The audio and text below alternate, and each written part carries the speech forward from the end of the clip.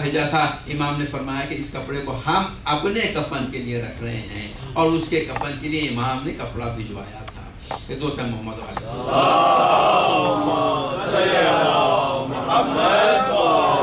امام نے اپنے چاہنے والوں کو اس بات کی اجازت نہیں دی کہ وہ ظالم حکومت کا ساتھ دیں، ظالم حکومت کے ساتھ تعاون کریں۔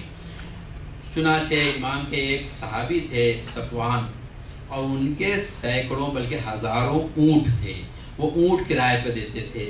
جیسے ہمارے پاس ہے رینٹ کار، تو اس زمانے میں رینٹ کیمل تھا، تو وہ اونٹ اپنے کرائے پہ دیتے تھے، اور جو لوگ حج پر جاتے تھے وہ ان کے اونٹ لے کر حج پہ جاتے تھے، اور حکومت کے لوگ ہارون الرشید ان سے ہزاروں کی تعداد میں اونٹ لے کر وہ جو قافلہ جاتا تھا، جس پہ سامان جاتا تھا، یہ جاتا۔ ایک مرتبہ صفوان امام کی خدمت میں آئے، امام نے فرمایا کہ صفوان مجھے تمہاری ہر بات پسند ہے مگر ایک بات پسند نہیں ہے۔ اس نے کہا کہ فرزند رسول میں آپ پر فدا، میرے ماں باپ فدا، فرمائیے کہ میری کون سی بات آپ کو پسند نہیں ہے تاکہ میں ٹھیک کر لوں۔ امام نے فرمایا کہ تمہارا اس ظالم کو اونٹوں کا دینا۔ صفوان نے کہا کہ فرزند رسول میں اونٹ اسے نیک کام کے لیے دیتا ہوں، عبادت کے لیے دیتا ہوں، حج پر جانے کے لیے دیتا ہوں، میں شکار کے لیے نہیں دیتا۔ اور دوسری بات یہ ہے کہ میں جو اونٹ اس کو کرائے پہ دیتا ہوں تو اس کے ساتھ میرے خادم جاتے ہیں، میرے نوکر جاتے ہیں، میں کبھی ساتھ نہیں جاتا۔ میں اپنی خوشی کے لیے یا اپنا فیور گین کرنے کے لیے میں یہ کام نہیں کرتا، کیونکہ وہ حج کے لیے جا رہا ہے۔ امام نے فرمایا کہ اچھا یہ بتاؤ صفوان، اس کی رقم کون ادا کرتا ہے؟ کہا کہ خلیفہ ادا کرتا ہے۔ کہا کہ تم یہ چاہتے ہو کہ خلیفہ زندہ رہے تاکہ تمہیں یہ رقم ادا کر سکے؟ کہا کہ ہاں فرزند رسول، میں چاہتا ہوں کہ وہ زندہ رہے تاکہ میرے اونٹوں کا کرایہ ادا کر سکے۔ امام نے فرمایا جو کوئی ہمارے دشمنوں کی زندگی اور حیات چاہتا ہے وہ ان سے ہے، اور جو کوئی ان سے ہے وہ دوزخ کی آگ میں جلے گا۔ جب امام نے یہ فرمایا تو یہ رونے لگے، اور اس کے بعد انہوں نے کہا کہ فرزند رسول اگر آپ اجازت دیں تو میں جا کر سارے اونٹ بیچ دوں تاکہ میرے پاس نہ اونٹ رہے اور نہ یہ مجھ سے خریدے۔ اور اس نے یہ اونٹ بیچ دیے۔ صرف ایک شخص تھا، علی ابن یقطین، جنہیں امام نے اجازت دی تھی کہ وہ ہارون الرشید کے دربار میں وزیر کے عنوان سے کام کرے۔ وہ پہنچے تھے امام کی خدمت میں، جب اس سے پہلے کا جو تھا مہدی عباسی کے زمانے میں پہنچے اور امام سے اجازت لی کہ مجھے مہدی عباسی اپنے دربار کا وزیر بنانا چاہتا ہے، کیا آپ کی اجازت ہے میں جاؤں اور یہ پوسٹ قبول کر لوں؟ امام نے فرمایا کہ ہاں تم جاؤ، مگر تمہیں کفارے کے عنوان سے، کفارہ آپ جانتے ہیں، کفارہ گناہ کے لیے کفارہ دیا جاتا ہے۔ کہا کہ تم اس کے دربار میں کام کرنا، مگر کفارے کے عنوان سے تمہاری ذمہ داری یہ ہوگی کہ ہمارا جو بھی چاہنے والا تم تک آئے اور تم سے مدد مانگے تو تم اس کی مدد کرنا۔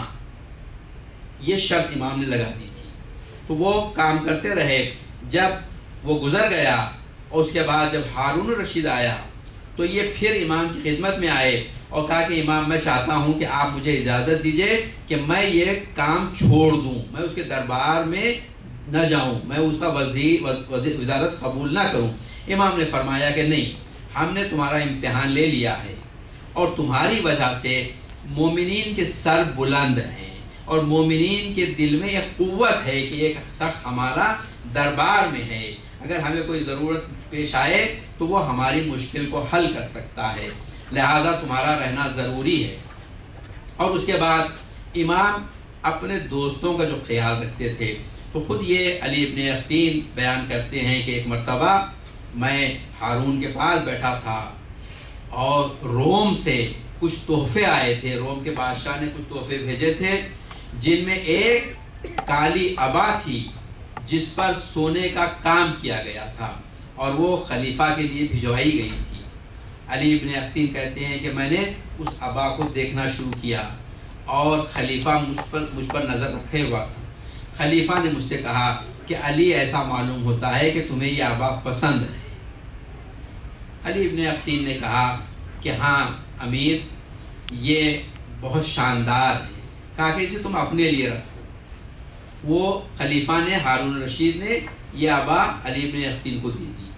علی ابن اختین بیان کرتے ہیں کہ میں آیا, وہ آبا لے کے گھر آیا اور پھر میں نے اسے ایک صاف کپڑے میں لپٹا اور ان کا ایک غلام تھا جس کا نام تھا عمر ابن بزیغ, اس کو کچھ رقم دی, امام کے لیے خمس کی رقم اور نذرانی کی رقم دی اور کہا کہ فوراً لے جاؤ یہ اور یہ مدینہ لے جا کر میرے امام کی خدمت میں پہنچا دو.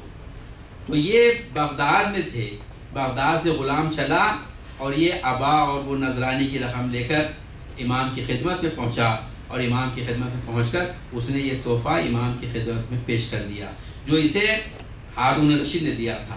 اور اس کے بعد کچھ دن گزر گئے, بلکہ 6-7 مہینے گزر گئے, اور اس کے بعد یہ جو غلام تھا یہ غلام کسی بات پر خفا ہو کر علی ابن اختین کے گھر سے چلا گیا اور اس کے بعد یہ ان کا دشمن ہو گیا, علی ابن اختین کا دشمن ہو گیا. اور اسے سب باتیں معلوم تھی کہ علی ابن اختین اپنے تحفے امام کی خدمت میں بھیجا کرتے تھے. تو یہ ایک دن علی ابن اختین کو ہارون نے بلایا ناشتے پر. یہ ناشتے پہ پہنچے, ناشتہ کیا انہوں نے اور اس کے بعد واپس دربار سے ہو رہے تھے. اس غلام نے دیکھ لیا کہ یہ دربار سے لوٹ رہے ہیں, اسے تو ان سے دشمنی ہو گئی تھی اپنے آقا سے. یہ پہنچا ہارون کے پاس اور اس نے شکایت کر دی کہ آپ انہیں وزیر بنائے ہوئے ہیں اور یہ آپ کو تو کچھ نہیں سمجھتے, یہ اپنا امام موسیٰ کاظم علیہ السلام کو سمجھتے ہیں. ان کے پاس خمس کی رقم بھیجاتے ہیں. آپ نے جو وہ غلط دی تھی, وہ جو لباس دیا تھا, عبا دی تھی, وہ بھی انہی کے پاس بھجوا دی ہے, میں خود لے جا کے دیا ہوں. جب یہ سنا ہارون نے تو آگ بگولا ہو گیا. ہارون نے کہا کہ اگر یہ بات سچ ہے تو میں زندہ علی ابن اختین کو آگ میں جلا دوں گا. اور اس کے بعد اس نے فوراً اپنے آدمی کو بھیجا اور کہا, علی ابن اختین سے کہا کہ فوراً واپس آؤ, تمہیں خلیفہ نے بلایا ہے. علی ابن اختین بیان کرتے ہیں کہ میں گھر پہنچا اور میرے خادم نے مجھے ایک خط دیا اور ایک ٹوکری دی. میں نے خط کھولا, یہ خط امام کی طرف سے تھا. خط میں لکھا تھا کہ علی ابن اختین تمہیں اب اس عبا کی ضرورت ہے, اور اس ٹوکری میں وہ عبا ہے. اب وہ عبا کچھ دیر پہلے پہنچی تھی کہ اس کے بعد وہ خادم آیا, یہ لوٹے کیونکہ یہ ابھی ناشتہ کر کے وہاں سے آ رہے تھے. انہیں بڑا تعجب ہوا کہ کیوں خلیفہ نے فوراً بلا لیا. جب پہنچے تو خلیفہ نے کہا کہ علی تمہیں ہم نے عبا دی تھی, وہ عبا کہاں ہے؟ علی ابن اختین نے کہا کہ خلیفہ وہ عبا میرے گھر میں ہے, میں اسے عطر لگائے رکھا ہوں, اسے میں روزانہ سونگتا ہوں تاکہ اس کو منگایا جائے. علی بن اختین نے اپنے خادم کو بھیجا, جاؤ فلاں جگہ پر وہ عبا رکھی ہوئی ہے, اسے لے کے آؤ. اور وہ عبا لے کے آئے. جب عبا آئی تو اس نے عبا کو کھول کے دیکھا خلیفہ نے, ہارون نے, اور دیکھا کہ وہ عبا ہے, اور یہ شرمندہ ہو گیا. اور اس کے بعد اس نے عبا واپس کر دی اور 50,000 دینار انہیں انعام کے طور پہ دیا. اور اس کے بعد انہیں واپس بھجوایا اور پھر اس غلام کو بلایا. وہ غلام آیا, کہا کہ اسے 1000 تازیانے لگائے جائیں. اب تازیانے لگنے لگے. 500 تازیانے کے بعد وہ واصل جہنم ہو گیا. دودھ پہ محمد والے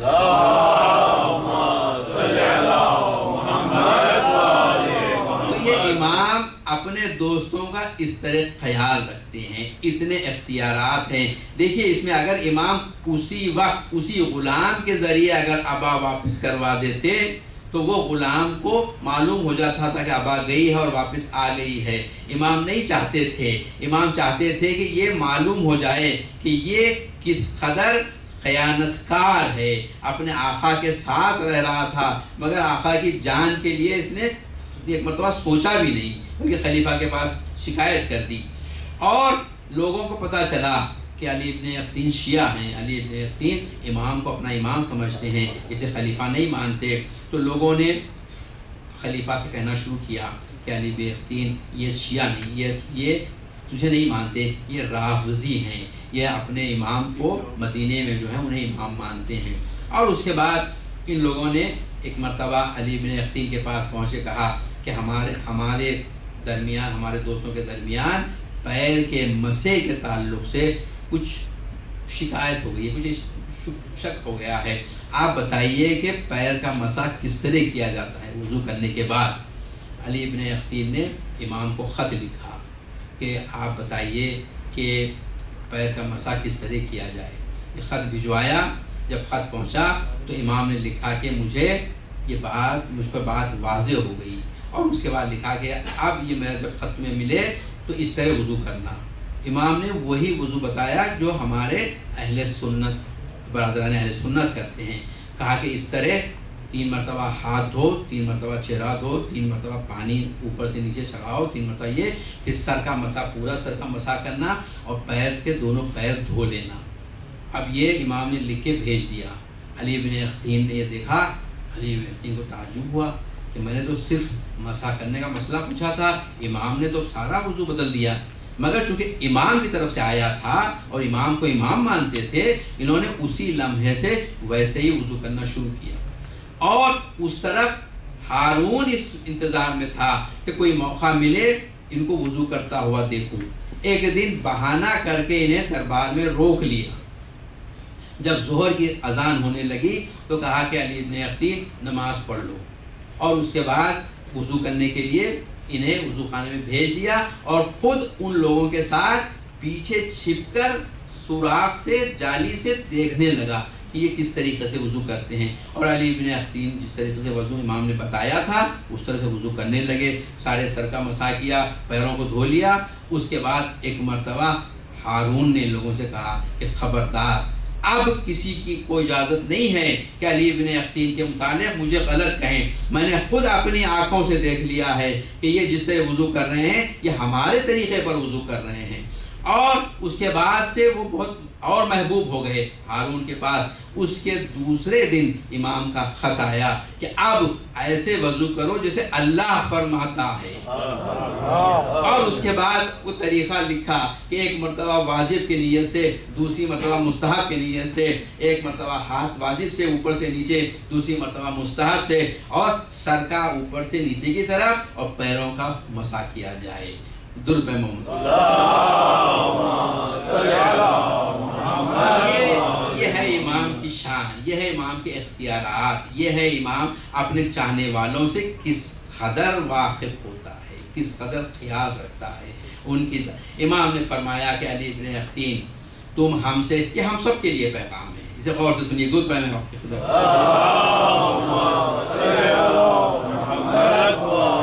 خدا کی قسم، اس پر جو بھی عمل کرے گا یقیناً ہمارے زمانے کے امام کی نظر کرم اور رحمت ہوگی۔ امام نے فرمایا علی بن اختین سے کہ علی بن اختین ہم سے ایک بات کا وعدہ کرو اور میں تمہیں 3 باتوں کی ضمانت دیتا ہوں۔ فرمائیے، کہا کہ مجھ سے اس بات کا وعدہ کرو کہ جب بھی کوئی ہمارا چاہنے والا تمہارے پاس آئے، تم سے مدد مانگے اور تم مدد کر دو، جو بھی مدد کر سکتے ہو، جو بھی مدد وہ مانگے تم اس کی مدد کر دو، اور مدد کرنے کے بعد یہ بات اہم ہے، تم اس کے مدد کرنے کے بعد، اس کا مسئلہ حل کر دینے کے بعد اس کی جو بھی مدد تھی اس کا احترام برقرار رکھو۔ یعنی اس کی مدد کرنے سے پہلے جو احترام تمہارے پاس تھا اس کا وہ احترام مدد کرنے کے بعد بھی برقرار رہے۔ ہم تو کرتے ہی ہیں کہ ایک کو تھوڑی رائٹ دے دی تو دوسرے مطلب سمجھتے ہیں کہ اب یہ ہمیں سلام ہی کرتے رہے۔ نہیں، ایسا نہیں۔ امام نے کہا کہ دیکھو، جو اس کی عزت تمہارے دل میں تھی وہ عزت اس کا کام کرنے کے بعد بھی وہی عزت اس کی تمہارے دل میں باقی رہے، وہی احترام باقی رہے۔ تو ہم 3 تم سے وعدے کرتے ہیں۔ پہلا وعدہ یہ کہ تمہارے خلاف تلوار نہیں اٹھے گی۔ دوسرا وعدہ ہمارا یہ کہ تم کبھی بھی قید نہیں کیے جاؤ گے۔ اور تیسرا ہمارا وعدہ یہ کہ تمہیں کوئی مالی پریشانی نہیں ہوگی۔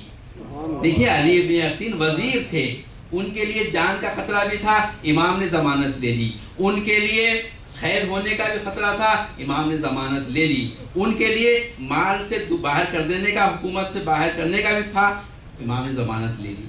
تو یہ ہمارے امام کا بھی یہی ہے کہ اگر ہم کسی کے ساتھ نیکی کریں اور اس کا وہ احترام باقی رکھیں جو نیکی کرنے سے پہلے تھا، تو یقیناً ہم پر بھی نظر کرم ہوگی۔ دو